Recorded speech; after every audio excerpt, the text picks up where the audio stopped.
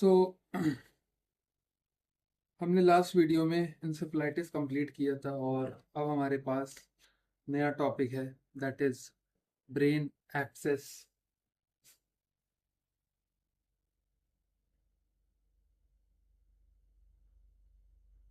ठीक। तो brain abscess होता क्या है?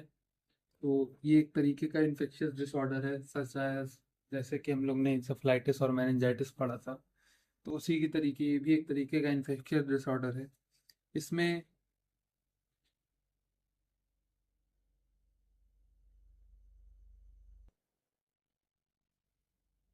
फोकली कोई पर्टिकुलर जगह पे अगर कोई सपोरेटिव इन्फेक्शन ब्रेन पैरेन्काइमा के होता है, suppurative can be also said as pus forming infection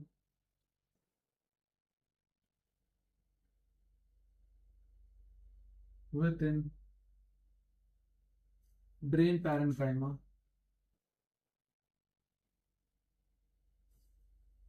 तो इसको हम ब्रेन एब्सेस कहेंगे। ये जो सपोरेटिव पस फॉर्मिंग इन्फेक्शन रहेगा, ये एक सेंट्रल कोर के पस से रहेगा, मतलब सेंट्रली इसमें पस रहेगा।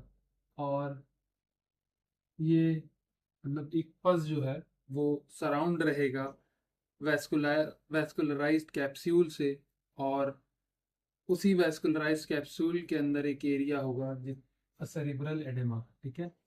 तो centralized pus surrounded by vascularized capsule within the cerebral edema. तो इतनी सी बात समझ में आई। तो हम ब्रेन एब्सेस को ऐसे समझ सकते हैं कि एक तरीके का फोकल सपोर्टेटिव पस फॉर्मिंग इन्फेक्शन होता है जो ब्रेन पैरेन्काइमा में होगा, और सेंट्रली पस प्रेजेंट होगा और सराउंड करेगा वेस्कुलराइज्ड कैप्सूल से। और ये जो पूरा स्ट्रक्चर होगा ये with in the area of cerebral oedema के अंदर ही होगा। ठीक है। कोई भी सेरिब्रल एडेमा हो रहा है तो उसके बीच का एरिया जो होगा एक पस होगा, और इसी के आसपास जो है हमारी वेस्कुलर कैप्सूल्स प्रेजेंट होंगी। ठीक है। ब्रेन एब्सेस मेनिंजाइटिस या इंसेफेलाइटिस की तरह नहीं है, क्योंकि इसमें आपका एक वेल डिफाइंड कैप्सूल प्रेजेंट होता है अलोंग विथ फोकल कलेक्शन होगा पस का, और इसमें एक मास इफेक्ट अलोंग विथ कंप्रेन जिसे कंप्रेशन भी कहते हैं वो भी देखने को मिलेगा। तो it is a well defined capsule along with focal collection of पस।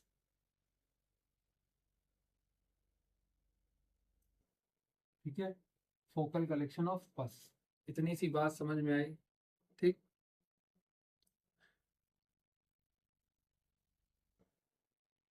तो डिफरेंशिएशन के लिए हम ये समझ सकते हैं कि मेनिंजाइटिस में चीज़ें डिफ्यूज्ड रहेंगी। ठीक है। और मेनिंजाइटिस आपका सब एरेक्नॉइड में देखा जाएगा, और इसमें कोई भी कैप्सूल का इन्वॉल्वमेंट नहीं होता है।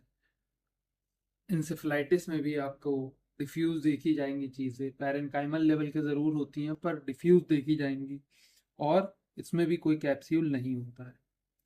इतनी सी बात समझ में आई। तो इसमें आपका कैप्सूल भी प्रेजेंट होगी और फोकल कलेक्शन होगा पस का इन दी पैरेन्काइमा। इतनी सिंपल सॉर्टेड सी बात समझ में आई। सबसे ज़्यादा ये आपका इसकी अगर मोस्ट कॉमन लोकेशन मतलब ब्रेन के किस पार्ट में देखने को मिलता है, तो ये हमारे फ्रंटल लोब में देखने को मिलेगा, specially in cases of sinusitis. ठीक है। तो फ्रंटल लोब साइनोसाइटिस में ये मेजॉरिटी में देखने को मिलेगा। ठीक है। तो फ्रंटल लोब में जब भी साइनस का इन्फ्लेमेशन हो जाएगा, साइनोसाइटिस हो जाएगा पेशेंट को, तो जब या आपको ब्रेन एब्सेस सबसे कॉमनली देखने को मिलता है। ठीक है, ये इतनी सी मोटी मोटी सी बात समझ में आ गई हमको। ठीक, अगर हम इसके कॉजेटिव ऑर्गन्स की बात करें, ऑर्गेनिजम्स की बात करें, किस ऑर्गेनिजम्स की वजह से ये इन्फेक्शन हो रहा है और इस इन्फेक्शन की वजह से हमारा पस फॉर्मेशन शुरू हो रहा है, तो हमारे पास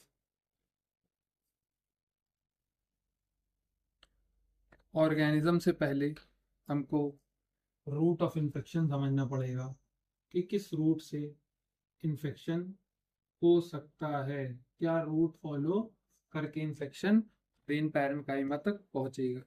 तो सबसे पहला हमको इसमें दो चीज समझनी पड़ेंगी। ठीक, दो चीज में हमारे पास सबसे पहला है डायरेक्ट। क्या है? डायरेक्ट। डायरेक्ट की अगर हम बात करें तो डायरेक्ट जो होता है ये कोई भी कॉन्टेजियस फोकस से डायरेक्टली आपको होगा। तो हम कह सकते हैं स्प्रेड फ्रॉम एनी कॉन्टेजियस, मतलब इन्फेक्शन वाले फोकस एरिया से हो सकता है। ठीक, तो इसका समझने के लिए हमको चार चीज़ें समझनी पड़ेंगी। ठीक, चार बेसिक सी चीज़ें होती हैं इसमें। अगर हम सबसे पहले की बात करें, दूसरा, तीसरा और चौथा। ठीक है, चलिए हम इसको जल्दी ही ख़त्म करने की कोशिश करेंगे, बड़ा ना जाए। ठीक है, तो इसमें सबसे पहला हमारा जो आता है, ठीक, वो आता है ऑटोजेनिक। ऑटोजेनिक का मतलब होता है कि एयर से होने वाला जो भी डायरेक्ट कॉन्टेजियस होगा उसमें। सेकंड हमारे पास साइनोसाइटिस आता है, साइनस के थ्रू होने वाला इन्फ्लेमेशन। ठीक है, थर्ड हमारे पास डेंटल आएगा। लास्ट हमारे पास पेनिट्रेटिंग हेड इंजरी आएगी, HI। ठीक है, लिख दे रहा हूँ।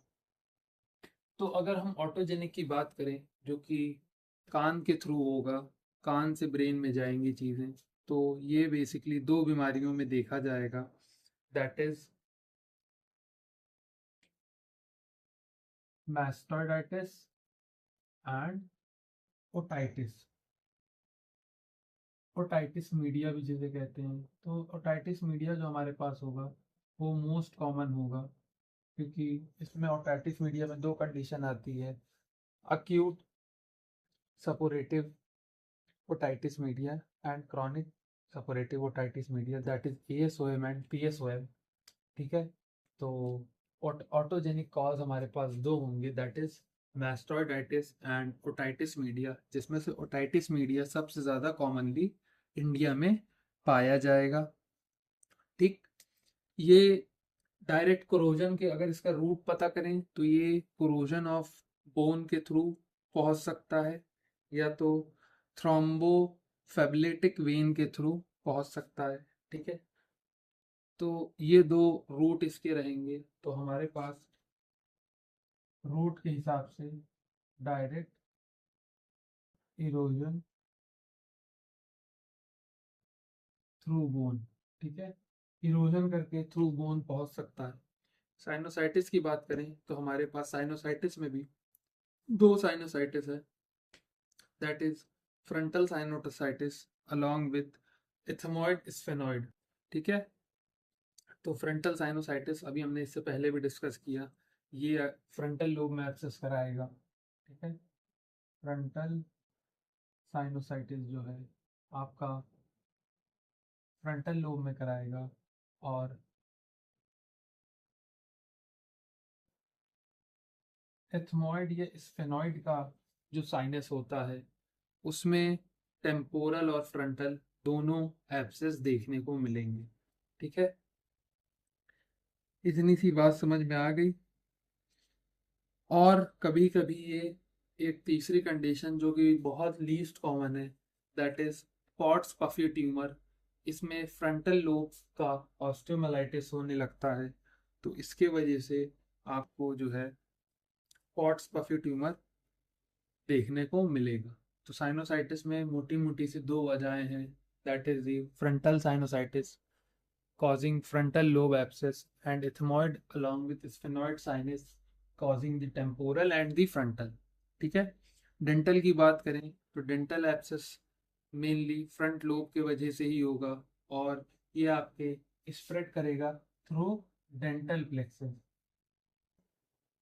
थ्रू डेंटल प्लेक्सेस ये स्प्रेड करेगा, और ये आपके फ्रंटल लोब में ही होगा। ठीक है, ये आपके फ्रंटल लोब में ही होगा। इतनी सी बात समझ में आई।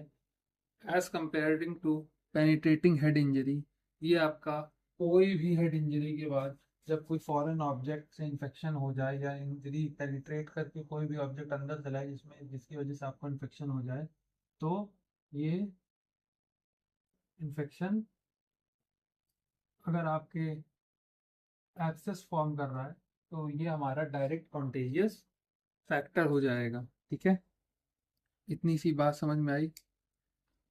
सेकेंडली अगर हम बात करें, हमारे पास जो है हिमैटोजेनेस है। ठीक है, हिमैटोजेनेस का मतलब क्या होता है? हिमैटोजेनेस का मतलब ये होता है कि कोई भी ऐसा जो ब्लड के थ्रू मल्टीप्लाई करके पहुंच रहा है, ठीक है, जहाँ पे ब्लड फ्लो हो रहा है, हिमैटोजेनेस स्प्रेड की वजह से कैसे कैसे फैल सकता है। तो हिमैटोजेनेस के हिसाब से दो तरीके से ये फैल सकता है। पहला, बैक्टीरियमिया की वजह से,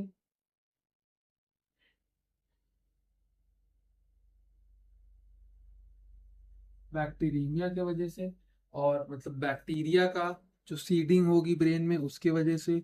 बैक्टीरिया की सीडिंग कब कब हो सकती है? जब पेशेंट में कोई भी कंजेनाइटल हार्ट डिजीज हो, या तो बाईपास पल्मोनरी फिल्टर हो, या पल्मोनरी इन्फेक्शन हो, तो हम कह सकते हैं कि इन CHD, CHD के बाद जो पल्मोनरी एम्बोलिस वो पल्मोनरी फिल्टर का बाईपासेस होते हैं उसके वजह से। देन पल्मोनरी इन्फेक्शन,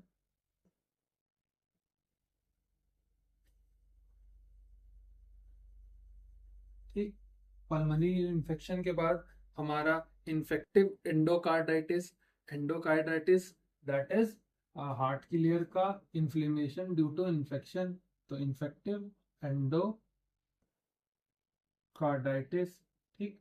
एंडोकार्डाइटिस के बाद ये इन्फेक्शन जब एंडोकार्डाइटिस में पहुंच जाएगा, इसके बाद इंट्रा एब्डोमिनल सेप्सिस करेगा और फिर बाहर की तरफ जाके स्किन का करेगा। तो इसके बाद इंट्रा एब्डोमिनल एब्सेस या इन्फेक्शन या इंट्रा एब्डोमिनल सेप्सिस, ठीक है, सेप्सिस कराएगा और स्किन इन्फेक्शन कराएगा। इतनी सी मोटी मोटी सी बात समझ में आई कि हिमैटोजेनेस में बैक्टीरिया की वजह से क्रॉनिक हार्ट डिजीज के पेशेंट में, पल्मोनरी इन्फेक्शन के डिजीज के पेशेंट में, इन्फेक्टिव कार्डा एंडोकार्डाइटिस के पेशेंट में, इंट्रा एब्डोमिनल सेप्सिस के पेशेंट में, स्किन इन्फेक्शन वाले पेशेंट में जो चीजें थ्रू ब्लड स्प्रेड हो रही हैं, ठीक है, इनमें अगर होता है तो इसको हिमैटोजेनस रूट ऑफ इन्फेक्शन कहेंगे for occurring of brain abscess. ठीक है, लोकेशन के वजह से, लोकेशन अगर हिमैटोजेनस लोकेशन के जैसे अगर बैक्टीरिया के हिसाब से हमने समझा, तो लोकेशन के हिसाब से अगर हमको समझना है कि अब ये सोर्स तो आपको पता चल गया है, ठीक, तो यहाँ पे क्या होगा कि लोकेशन बेस के हिसाब से हम ये समझ सकते हैं कि वो एरिया जहाँ ब्लड स्लो फ्लो हो रहा है, ठीक है, जहाँ ब्लड का फ्लो बहुत स्लो है, तो यहाँ पे क्या होगा, मल्टीपल या तो bilateral area along with grey और व्हाइट मैटर का जो जंक्शन होता है, ठीक है, इसे हम ग्रे व्हाइट जंक्शन कहते हैं। ठीक है,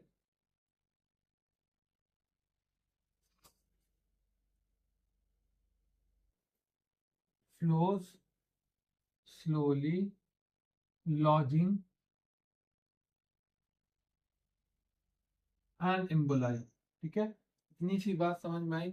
जहाँ ब्लड फ्लो बहुत स्लोली होगा वहां पे एम्बोलाई की लॉजिंग के चांसेस ज़्यादा हो जाएंगे। इसके वजह से भी hematogenous route of infection in brain abscess देखा जाएगा। इतनी सी बात समझ में आई। ठीक, हमने यहाँ तक चीजें समझ ली हैं। ठीक, तो अब हम थोड़ा सा ये समझेंगे कि इनके कॉजेटिव ऑर्गेनिजम्स कौन कौन से होते हैं। ठीक है, कॉजेटिव ऑर्गेनिजम्स की बात करें तो हमारा जो ऑटोजेनिक होगा वो बेसिकली 4 ऑर्गेनिज्म की वजह से होता है। ठीक है,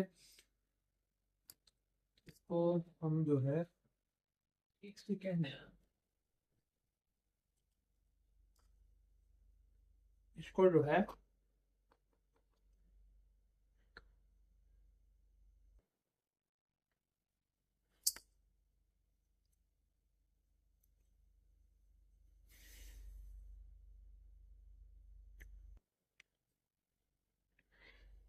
दूसरे तरीके से हम लिखेंगे, ऐसे दोबारा लिखना पड़ेगा, बट ये अंदर वाला मटेरियल जो ऑटोजेनिक है और ये सब है, ये हम चलिए दोबारा लिख देंगे, कोई मसला नहीं है। तो अब हम पढ़ेंगे इनके कॉजेटिव ऑर्गन के बारे में।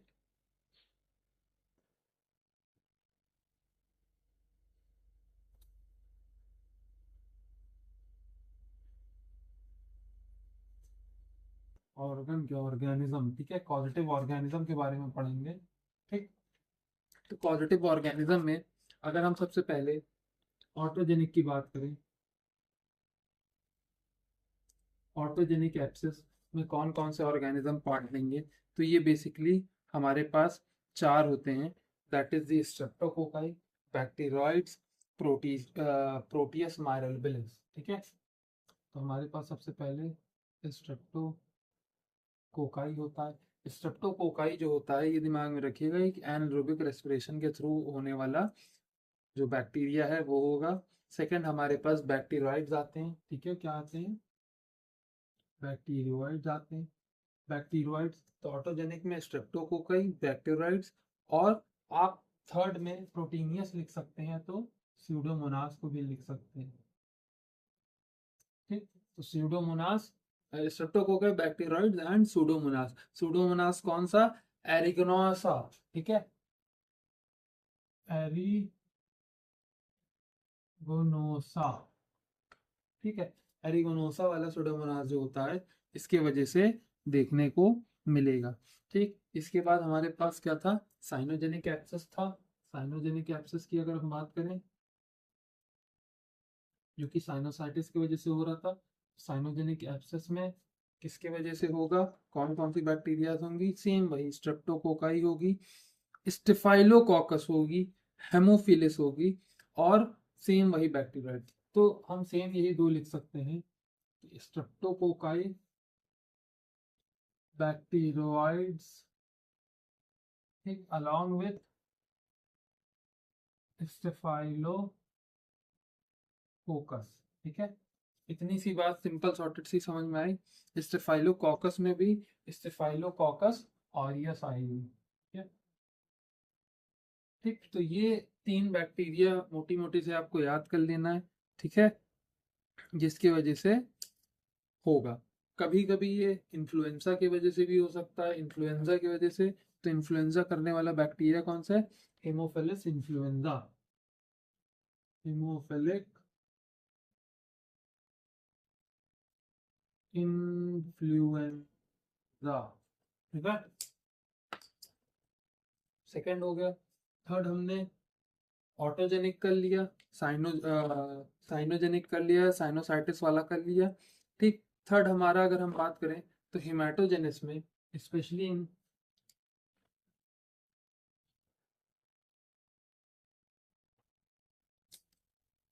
हमने वहाँ कंजक्टिव हार्ट डिजीज पढ़ा था, सीएचडी के बारे में, क्रॉनिक हार्ट डिजीज भी डाला था हिमाटोजेनिस में। तो हिमाटोजेनिस में जो सीएचडी का रीजन होगा, ये बेसिकली 3 बैक्टीरिया की वजह से होगा। ठीक है, जैसे हमने यहाँ पे पढ़ा स्ट्रेप्टोकोकस, तो स्ट्रेप्टोकोकस भी, ये तो बेसिक वाला है। स्ट्रेप्टोकोकस विरिडियंस जो आता है, ठीक है, कौन सा आता है, स्ट्रेप्टोकोकस विरिडियंस आता है। तो आप इसको ऐसे ही याद करिए, स्ट्रेप्टोकोकस विरिडियंस और स्टेफाइलोकोकस ऑरियस, और भी एनाएरोबिक वाले, एनाएरोबिक वाले कौन से हैं, बैक्टीरियोइड्स जो है वो एनारोबिक वाले हैं। ठीक है, तो इतनी सी बात समझ में आई। ये सिंपल शॉर्टेड सा कॉन्सेप्ट समझ में आया कि हेमाटोजेनिस में अगर आपको जो कार्डियक का मसला दिख रहा है, इन्फेक्टिव कार्डाइटिस और ये सब में दिख रहा है, कार्डियक वाले मसले में सीएचडी में दिख रहा है, तो due to the streptococcus viridans, staphylococcus aureus and the anaerobic one की वजह से होगा। इतनी मोटी सी बात समझ में आई। ठीक, इंडियन में मोस्टली जो सबसे मोस्ट देखा जाता है वो ऑटोजेनिक पाया जाता है। ऑटोजेनिक में भी आपको ये तीनों के वजह से देखने को मिल सकता है, और उन्हीं पेशेंट में देखने को मिलता है जिनमें CSOM है, क्रॉनिक सपोर्टिव ओटाइटिस मीडिया। ठीक है, chronic suppurative otitis media, CSOM के पेशेंट में ही आपको ऑटोजेनिक इंडियन केसेस में सबसे ज्यादा देखने को मिलेगा। इतनी सी बात समझ में आई। पैथोफिजियोलॉजी की अगर हम बात करें तो stages of brain abscess formation. ठीक, अगर पैथोफिजियोलॉजी की बात करें तो इसको हम मोटा मोटा से ये कह सकते हैं कि हमारा 4 से 5 स्टेज में हम डालेंगे। ठीक है,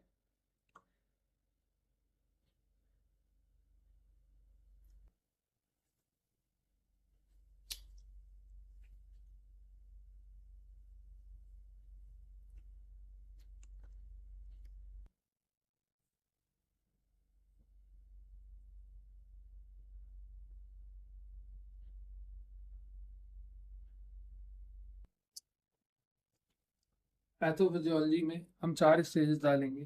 तो अगर हम स्टेज 1 की बात करें, स्टेज 1 में होगा क्या, इसमें अर्ली सेरेब्राइटिस देखने को मिलेगा, मतलब सेरेब्रल इन्फ्लेमेशन देखने को मिलेगा।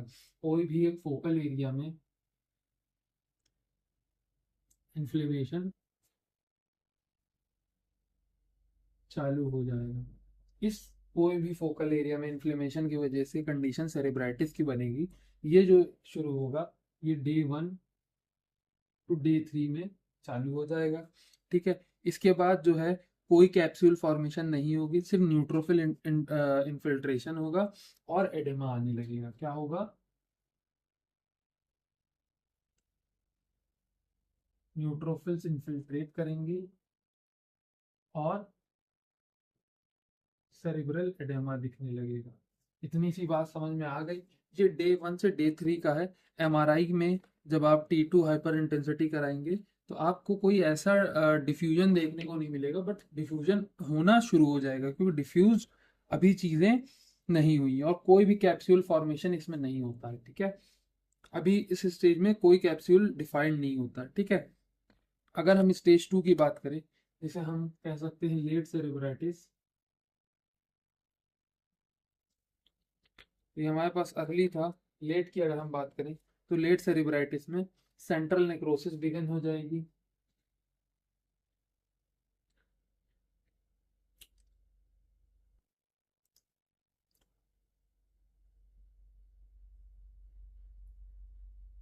ठीक, डे 4 से 9 में आपको सेंट्रल नेक्रोसिस बिगिन हो जाएगी। इसके बाद जो है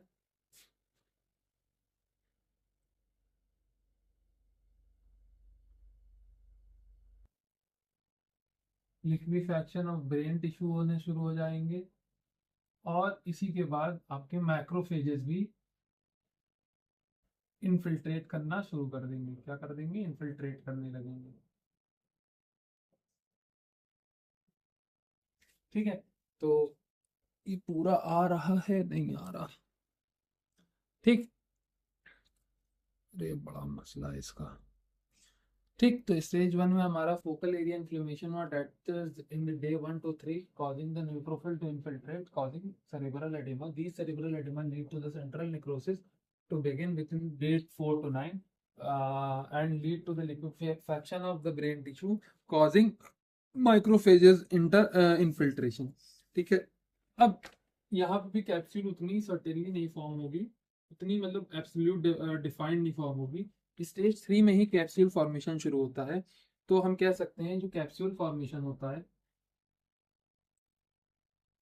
डे 9 के बाद से देखने को मिलेगा। ये कैप्सूल जो फॉर्म होगी वो फाइब्रिन प्लस कोलेजिन की वजह से फॉर्म होगी। किसकी वजह से, फाइब्रिन या कोलेजिन। तो एक फाइब्रोब्लास्टिक हम कह सकते हैं, फाइब्रोब्लास्टिक प्लस कोलेजन की वजह से यहाँ पे जो है कैप्सूल फॉर्मेशन बिगिन हो जाएगी, फॉर्मेशन स्टार्ट हम कह सकते हैं, ठीक है, स्टार्ट होने लगेगी। इस कैप्सूल कैप्सूल जैसे ही ये फॉर्मेशन ये स्टार्ट होने लगेगी, इसके बाद जो होगा वेस्कुलर सप्लाई बनने लगेगी कैप्सूल के अराउंड, और सेंट्रल पस वेल फॉर्म्ड हो जाएगा। क्या बनने लगेगी? वेस्कुलर सप्लाई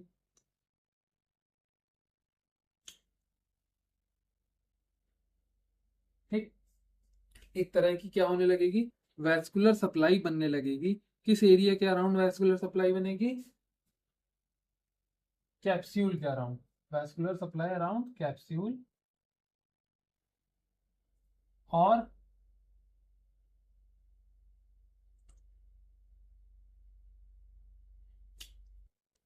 सेंट्रल पस में सेंट्रल पस का फॉर्मेशन होना धीरे धीरे करके चालू हो गया होगा। और ये पस जो है, ये पस इस टाइम तक इतना फॉर्म हो चुका होगा कि इसे फॉर्मेशन में हम नहीं डालेंगे, इसे सेंट्रल पस वेल फॉर्म डाल सकते हैं, ठीक है, बहुत अच्छे से फॉर्म हो चुका रहेगा। क्योंकि ऑलरेडी यहाँ से हमने जब इसी स्टेज में क्या हो रहा था, न्यूट्रोफिल के बाद सेरिब्रल एडेमा के बाद सेंट्रल नेक्रोसिस हो रहा था, ठीक है, इसी स्टेज में जो है हल्का सा डिफरेंस देखने को कैप्सूल फॉर्मेशन का शुरू हो गया था, ठीक है। बट इस स्टेज में, स्टेज 3 में एक सेंट्रल पस ठीक ठाक सा फॉर्म हो जाएगा, जो कि आपका जो है एमआरआई में दिखना शुरू हो जाएगा। एमआरआई में जब कराएंगे तो आपको रिंग इनहेंसमेंट देखने को मिलेगी। एमआरआई में क्या देखने को मिलेगा? इसमें रिंग इनहेंसमेंट आ जाएगी इसमें, ठीक है, रिंग इनहेंसमेंट आ जाएगी। इतनी सिंपल सॉर्टेड सी बात समझ में आ गई, ठीक है। तो इसी को क्या कहा जाएगा? सेंट्रल पस है भैया जो है वेल फॉर्म हो गया है, ठीक। अगर हम स्टेज 4 की बात करें, स्टेज 4 जो है हमारा, ये हमारा देखिए ये अर्ली कैप्सूल हो गया, जिसमें कैप्सूल फॉर्मेशन स्टार्ट हो चुकी थी with the fibroblastic and collision. इसके बाद वैस्कुलर सप्लाई के अराउंड, कैप्सूल के अराउंड वैस्कुलर सप्लाई इकट्ठा हो गई। फिर एक सेंट्रल पस फॉर्म हुआ, जब एमआरआई कराया तो पेशेंट में रिंग एनहेंसमेंट दिखी। रिंग एनहेंसमेंट के साथ साथ कभी कभी पेशेंट में सेंट्रल DW1 रिस्ट्रिक्शन या पस देखने को मिल सकता है, ठीक है। तो ये सब चीजें देखने को मिलेंगी। अब अगर हम ये तो ये अर्ली, तो ये हम इन टोटल से हम स्टेज 1 को क्या कह सकते हैं? अर्ली सेरिब्राइटिस कह सकते हैं। यहाँ पे इन्फ्लेमेशन होना शुरू हुआ, नेक्रोसिस जब हो जाएगा तो इसको हम लेट कह सकते हैं सेरिब्राइटिस, इसको हम अर्ली कैप्सूल फॉर्मेशन कहेंगे, तो वैसे ही इसको हम लेट कैप्सूल कहेंगे। इन टोटल सी बात समझ में आई, ठीक है। अरे यार ये बड़ा मसला है, एक तरफ करो तो दूसरा तरफ चला जाता है, ठीक। तो ये मोटा मोटा सा पॉइंट आपके समझ में आया कि early cerebritis, late cerebritis, early capsule formation, late capsule formation. Late capsule formation हमेशा ध्यान रखिएगा कि ये आपका जो, जब कैप्सूल बहुत अच्छे से फॉर्म हो जाएगा, एक कोलेजन की वॉल बना लेगा और एक सेंट्रल कैविटी बना लेगा। क्या बना लेगा? अच्छे से वॉल फॉर्म हो जाएगी, ठीक,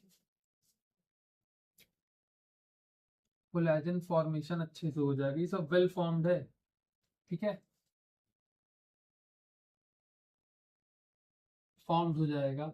उसके साथ साथ सेंट्रल पस की कैविटी अच्छे से डिफाइन होने लगेगी और सराउंडिंग एरिया में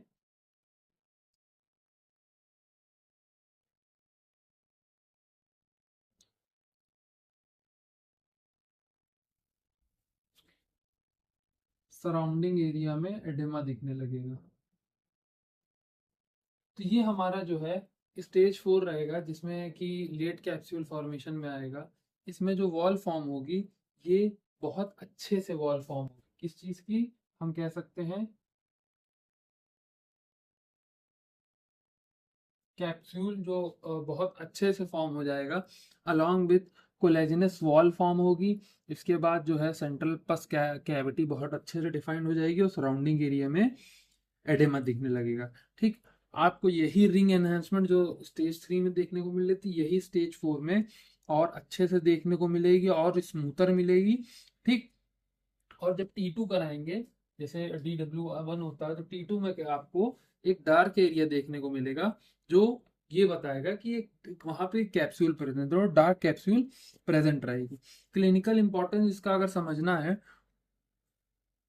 तो we have to understand that in early cerebritis that in early cerebritis there will be no formation of capsule, so there is will be a surgical difficulty to remove the surrounding area as the area is not been identified correctly on which area to perform the surgery. So in early cerebritis there is only medication that you can do. There is no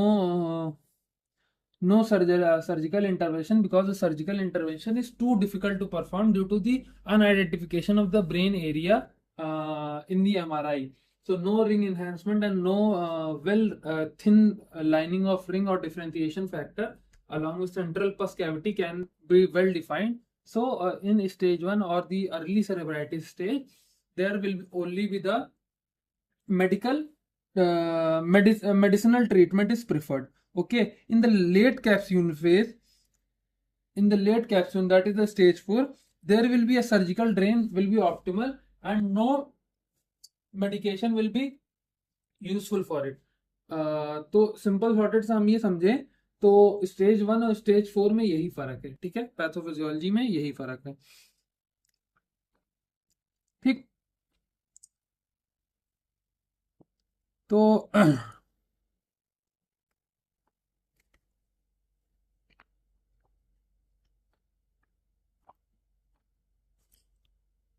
MRI के time पे कभी कभी एक सवाल रहता है कि इनके जो पस होते हैं उनमें रिस्ट्रिक्टेड डिफ्यूजन क्यों देखने को मिलता है। रिस्ट्रिक्टेड डिफ्यूजन का मतलब क्या होता है कि वो डिफ्यूज हर तरफ डिफ्यूजन नहीं देखने को मिलेगा, कुछ रिस्ट्रिक्टेड एरिया में देखने को मिलेगा, कुछ रिस्ट्रिक्शन रहेंगी उस डिफ्यूजन में, ठीक है। तो इसका मेन कॉन्सेप्ट ये रहता है कि जो वाटर मॉलिक्यूल उस एब्सेस में होते हैं, उस एब्सेस की कैविटी में होते हैं, वो रिस्ट्रिक्टेड होते हैं और वो वाटर मॉलिक्यूल प्रॉपरली डिफ्यूज ही नहीं हो पाते, मिल ही नहीं पाते हैं आसपास के पस या बैक्टीरिया या सेल से या कोई और विस्कस फ्लूइड है उससे। तो जब भी आप MRI कराएंगे DW1 में आपको रिस्ट्रिक्टेड डिफ्यूजन देखने को मिलेगा, that is of bright colour, और ADC मैप में आपको डार्क देखने को मिलेगा, ठीक है। तो ये चीजें हमको डिफ्रेंशिएट करने में मदद करती हैं, ठीक है। तो डायग्नोस्टिक के नजर से अगर पेशेंट में ब्रेन एब्सेस है तो DW1 में क्या देखने को मिलेगा, ब्राइट देखने को मिलेगा। क्या देखने को मिलेगा, MRI में ब्राइट देखने को मिलेगा। ब्राइट के साथ साथ एक वर्ड जरूर ध्यान रखिए, रिस्ट्रिक्टेड रहेगा। क्या रहेगा, रिस्ट्रिक्टेड रहेगा, ठीक, MRI में। यही सेम अगर आप, अच्छा ब्रेन ट्यूमर से कैसे, ब्रेन एब्सेस और ब्रेन ट्यूमर में यही डिफरेंशिएशन है कि DW1 में वो ब्राइट नहीं रहेगा, ब्राइट नहीं रहेगा, वो फ्री डिफ्यूजन रहेगा। ब्राइट क्यों रहेगा यहाँ पे और क्यों नहीं रहेगा, रिस्ट्रिक्टेड क्यों रहेगा, क्यों नहीं रहेगा, ये समझ गया कि जो आपका कैविटी है ब्रेन एब्सेस की उसमें वाटर मॉलिक्यूल जो है वो रिस्ट्रिक्टेड होते हैं और वो डिफ्यूज नहीं कर पाते हैं पस के साथ, मिल नहीं पाते हैं पस के साथ, बैक्टीरिया के साथ, विस्कस फ्लूइड के साथ, डेड एरिया जो वहां पे प्रेजेंट होता है, नेक्रोटिक एरिया जो खराब हो चुका रहता है, उसके साथ वाटर मॉलिक्यूल जब वो एब्सेस की कैविटी में प्रेजेंट रहते हैं वो मिल नहीं पाते, इसलिए रिस्ट्रिक्टेड दिखता है, ठीक है। सराउंडिंग से रिस्ट्रिक्टेड दिखता है, डिफ्यूज रिस्ट्रिक्शन रहता है, रिस्ट्रिक्टेड डिफ्यूज रहता है।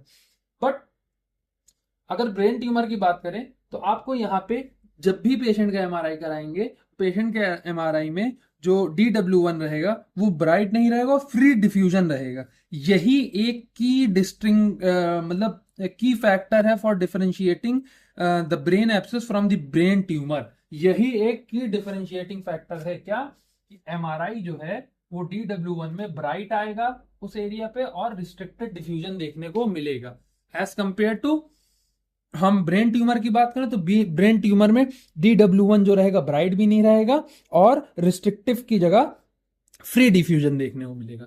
इतनी सी बात समझ में आ गई। So that is the differentiating factor between the brain abscess and the brain tumour. इतनी सी मोटी मोटी बात समझ में आ गई। क्लिनिकल फीचर्स की बात करें तो एक क्लासिक ट्रेड दिखेगा, ठीक है, फीवर, हेडेक, ये सब। तो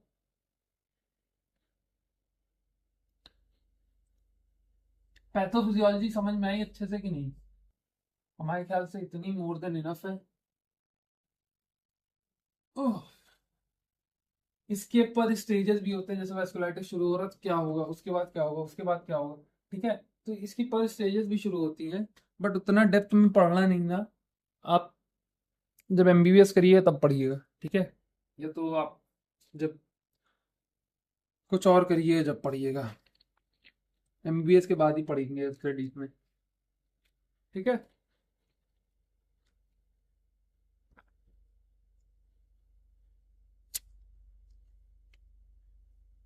क्लिनिकल फीचर्स पेशेंट क्या लेकर आएगा, ठीक है।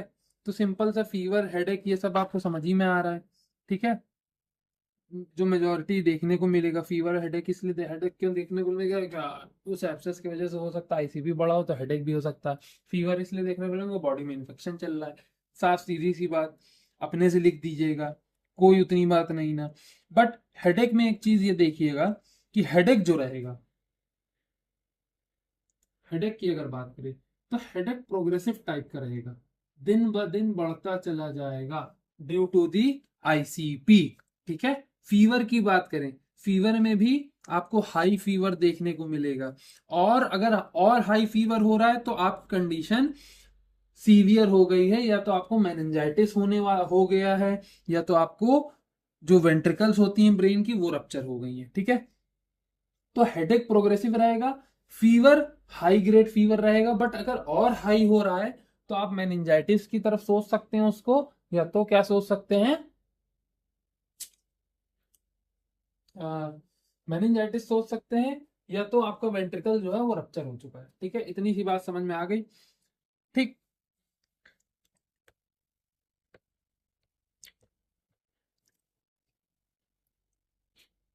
आईसीपी बढ़ा रहेगा, वॉमिटिंग रहेगी, ठीक।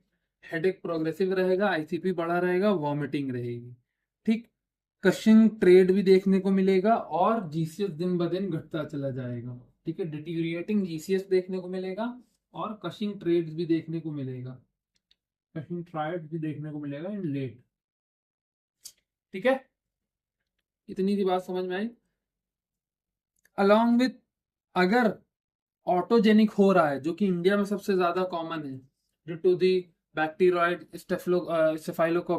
स्ट्रेप्टोकोकाई, ठीक है, ये सब की वजह से अगर ऑटोजेनिक हो रहा है, तो आपका प्राइमरी सोर्स देखने का ये है कि कान से डिस्चार्ज तो नहीं हुआ पेशेंट के, ठीक।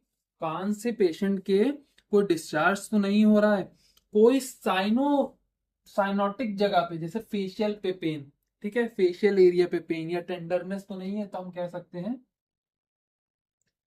फेशियल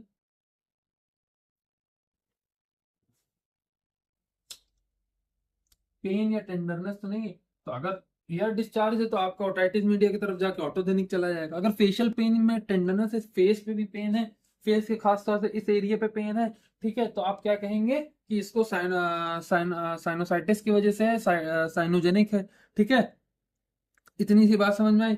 अगर कार्डियक मरमर देखने को मिल रहा है, क्या देखने को मिल रहा है, कार्डियक मरमर देखने को मिल रहा है, कार्डियक मरमर, ठीक है। मरमर मतलब होता है साउंड जो होती है, वो मरमर देखने को मिल रही कार्डियक। अगर आपने कार्डियोलॉजी पढ़ा होगा फोर्थ ईयर में, तो आपको कार्डियक मरमर साउंड पता होगी, वो हम ऐसे बोल के बता ही नहीं सकते हैं, ठीक है, वो स्टेथो में आती है, ठीक। कार्डियो मरमर अगर देखने को मिल रहा है तो आपका सीधा दिमाग एंडोकार्डाइटिस की तरफ जाना चाहिए, ठीक है। इसकी बात करें तो ये साइनोजेनिक की तरफ जाएगा, इसकी बात करें तो ये ऑटोजेनिक की तरफ जाएगा, ठीक है, या ओटाइटिस की तरफ, या तो साइनोजेनिक की तरफ। इधर कार्डियक मरमर की बात करें तो आपका दिमाग हमेशा एंडोकार्डाइटिस पे जाना चाहिए। और अगर हम क्लबिंग विद साइनोसिस की बात करें, क्लबिंग की बात करें, क्लबिंग भी देखने को मिल रही है, अलॉन्ग विद साइनोसिस देखने को मिल रहा है। देखिए साइनोसिस हम आपको बता चुके हैं। क्लबिंग की अगर हम बात करें, क्लबिंग में फिंगर नेल बेड्स जो होते हैं वो चौड़े हो जाते हैं, ठीक है। ये नेल बेड्स चौड़े होने की बहुत लंबी प्रक्रिया होती है, ठीक है। ये एक तरीके का आपका हार्ट का मसला होता है, या तो लंग्स के मसले में देखा जाता है। तो आप कह सकते हैं सीएचडी में, कंजेनाइटल हार्ट डिजीज में पेशेंट में क्लबिंग और साइनोसिस दोनों देखने को मिलेगा। इतनी सी बात समझ में आ गई। तो ये डिफरेंशिएटिंग फैक्टर है। अगर हो सकता है ईयर डिस्चार्ज के साथ ये सारे सिम्टम देखने को मिले, ठीक है, तब आप ब्रेन एब्सेस। अगर इसके साथ तो कौन सा ब्रेन ऑटोजेनिक साइनोजेनिक एंडोकार्डिस सीएचडी, ठीक है, तो इसके हिसाब से चलना पड़ेगा। ठीक है, ऐसा नहीं ना कि एक को लेके चलना पड़ेगा। क्लिनिकल फीचर आपको कंबाइन ही करके चीजें निकालनी पड़ेंगी।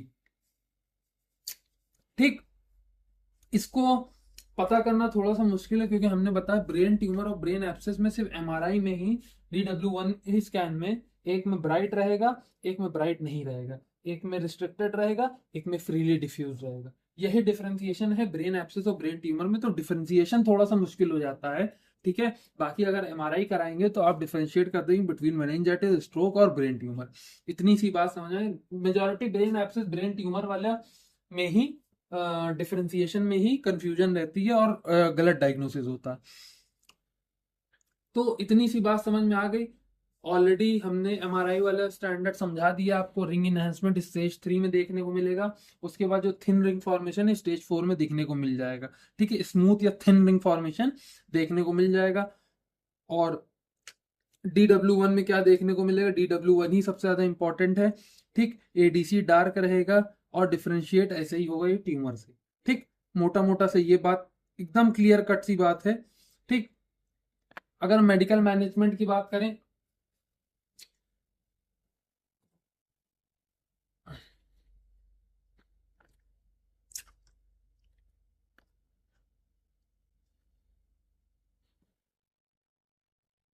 अगर हम मेडिकल मैनेजमेंट की बात करें तो वही एंटीबायोटिक्स दी जाएंगे क्योंकि डिपेंड करता है किस तरीके का है। तो हम कह सकते हैं एंटीबायोटिक्स दी जाएंगी, स्टेरॉइड्स भी दे सकते हैं। ठीक है, पेशेंट को स्टेरॉइड भी दी जाएगी और कभी कभी एंटी एपिलेप्टिक थेरेपी भी दी जाती है।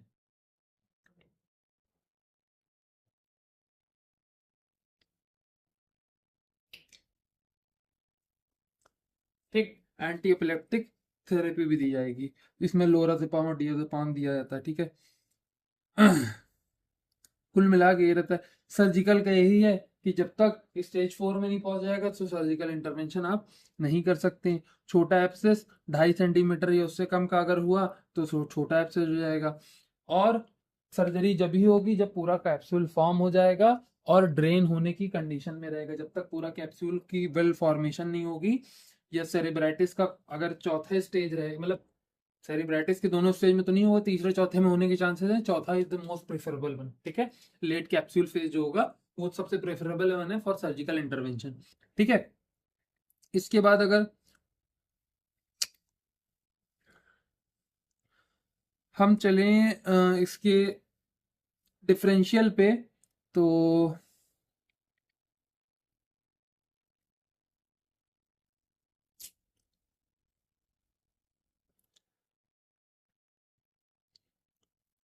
ब्रेन एब्सिस का सबसे डिफरेंशियल डायग्नोसिस में क्या आता है?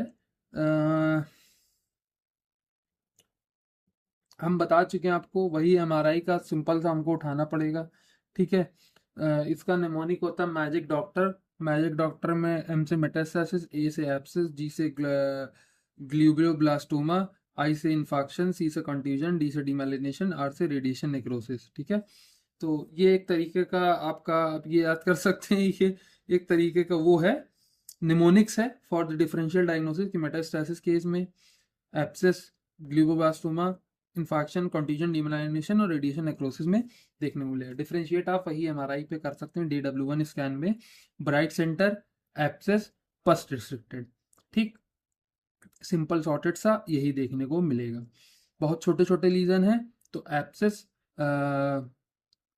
हेमाटोजेनेसिस टाइप का हो जाएगा। एमआरएस में अमीनो एसिड है तो एब्सेस हो जाएगा। ठीक है, एमआरएस में कोलिन आ रहा है तो ट्यूमर हो जाएगा। तो यही डिफरेंशिएशन हल्का हल्का सा रहता है। फिजियोथेरेपी मैनेजमेंट की बात करें, फिजियोथेरेपी मैनेजमेंट में कुछ इतना खास आपका रोल नहीं है, बट कुछ चीज़ें आपको ध्यान देनी है। अगर हम पीटी मैनेजमेंट की बात करें तो पीटी मैनेजमेंट में आपको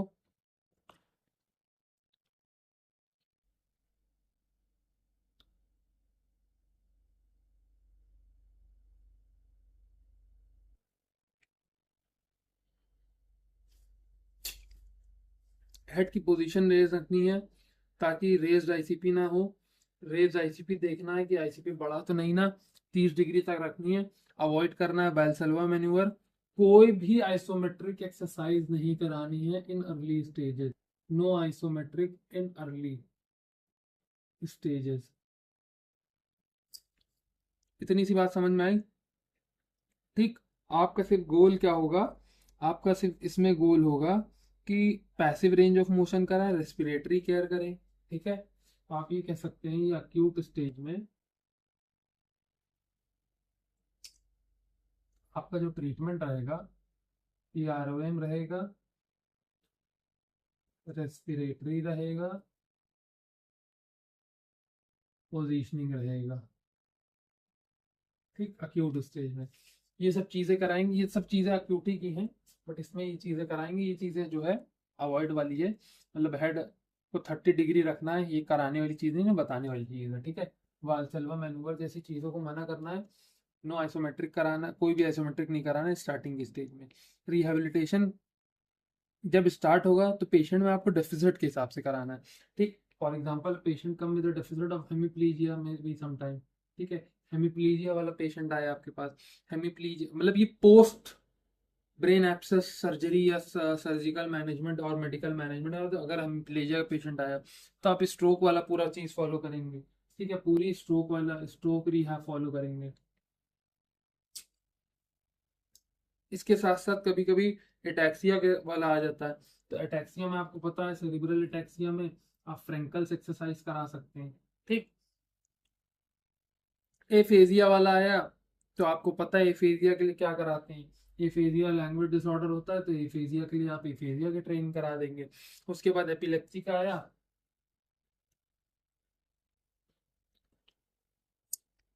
एपिलेप्सी के पेशेंट में सीजर के प्रिकॉशन लेने हैं और कुछ ऐसा खास करा नहीं सकते। दो तीन चीज़ें आप मना करा देंगे। जब भी एपिलेप्सी या सीजर्स आए तो पेशेंट को कोई भी चीज़ को मुंह में ना डाले, ड्राइविंग रिस्ट्रिक्शन डालना पड़ेगा। ठीक है, कॉग्निटिव इम्पेयरमेंट के लिए वही तीन चीज़ आप देखेंगे।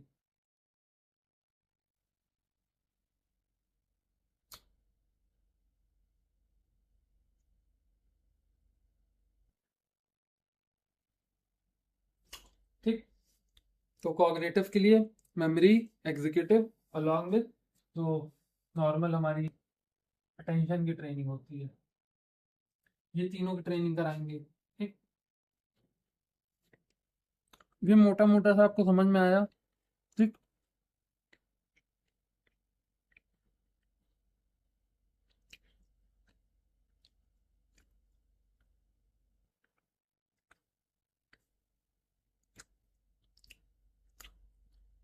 तो ये हमारा फिजियोथेरेपी मैनेजमेंट है, जो कि ज़्यादा नहीं है, जो कभी ज़्यादा नहीं रहता। ज़्यादा रहे अगर हम बार बार आपको कॉग्निटिव कैसे करते हैं, मेमोरी कैसे करते हैं, एग्जीक्यूटिव फंक्शन कैसे करते हैं, अटेंशन कैसे बढ़ाते हैं, हेमिप्लेजिया में क्या करते हैं, सेरेब्रल अटैक्सिया में फ्रेंकल्स एक्सरसाइज क्या है, एफीजिया क्या है, एपिलेप्सी क्या है, ये हम हो सकता है एक सेपरेट वीडियो पूरी बनाएं इसकी। बट जब तक नहीं बना रहे तो आप टॉपिक वाइज ही देखते रहिए इसको। ठीक है, अगर इसमें नहीं है चीज़ें तो वो कोई वजह से नहीं है, क्योंकि वीडियो फालतू की लंबी होने लगती है। ठीक है, अगर पेशेंट में आपको सिम्टोमेटिक वही चीज़ें दिख रही हैं, अगर हेमीप्लीजिया दिख रहा है तो आप क्या इसमें अलग कैसा करा सकते हैं? आपको ये बता दिया गया कि वैल्सल्वा और ये चीज़, ये तीन चीज़ें नहीं करानी। ठीक है, जब ये तीन चीज़ें नहीं करानी है, आपको आईसीपी का मैनेजमेंट करना है, आईसीपी को नहीं बढ़ने देना है, तो आप अपने हिसाब से समझ के चीज़ें करा लेंगे। आप मास्टर्स के स्टूडेंट हैं, करा लेंगे, कोई ऐसी बड़ी बात नहीं है। हम डीपीटी वालों की बात ही नहीं कर रहे। ठीक, यहाँ पे डीपीटी वालों की बात ही नहीं हो रही है। आप लोगों की बात है, ऑलरेडी पढ़े लिख के आ रहे हो तो बात ही अलग है। ठीक, किसी को ऐसे डिफेम करने का वो नहीं ना, but DPT is the bullshittest thing in the physiotherapy. और आईपी को, आईपी के तो क्या ही कहने, उनको भी अलग ही इनका नशा है। किस नशे में रहते हैं, कौन सा नशा पत्ती ये लोग करते हैं, क्या करते हैं, आज तक समझ ही में नहीं आया हमको। ठीक है, तो कुल मिला के चीजें यही है, हर चीज का मैनेजमेंट बार बार नहीं समझा सकते। ठीक है, मैनेजमेंट जब आपको बीमारी कॉग्निशन इम्पेयरमेंट है, तीन चीजें कराइए आप। इन 3 में से हम तीनों को समझा चुके हैं, कहीं ना कहीं हमने तीनों को कंप्लीट समझाया है, ठीक है। या तो हम अभी जब आगे बनाएंगे वीडियो तो कॉग्निटिव की अलग बना देंगे, जैसे कॉग्निटिव का पूरा एक्सरसाइज जिसमें मेमोरी, एग्जीक्यूटिव, अटेंशन तीनों चीजें तो कंप्लीट करके बना देंगे, तो उसको समझिए। अब पैसिव रेंज ऑफ मोशन में हम क्या समझा आपको कि उंगली ये क्या समझाएं आपको, हम इसमें क्या समझाएं क्या, तो सेंस उस चीज का समझिए। तो इसीलिए पीटी मैनेजमेंट छोटा है, ठीक है, क्योंकि जेन्युइन में आप मैनेज आउट नहीं कर पाएंगे चीजों को, ठीक है।